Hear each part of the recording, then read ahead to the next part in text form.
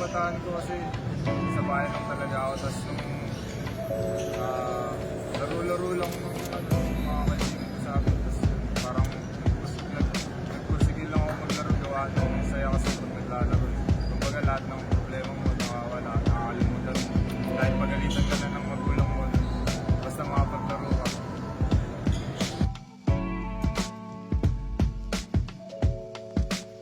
Sobrang saya na kinakabahan na excited. Pero at the same time, siyempre kailangan ready ka sa kung ano man yung papakita mo. Tapos pray lang.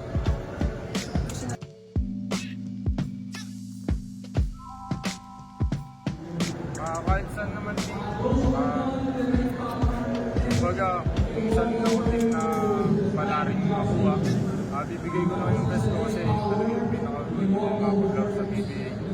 So kapag nakarating na ako din kahit sinong team yung makakuha sa akin, grateful pa rin ako kasi binigay sa akin nila.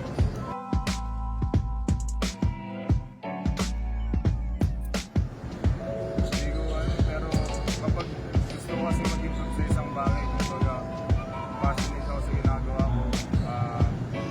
Kumbaga pinag-aandaan ko talaga siya. Tapos kung ano yung weakness ko, papalakas ko. Favorite team sa PBA? Lahat naman po eh. Pero siguro yung una kong tatawagin si Lord. So binigyan niya sa akin yung opportunity na matawag yung pangalan ko sa draft day.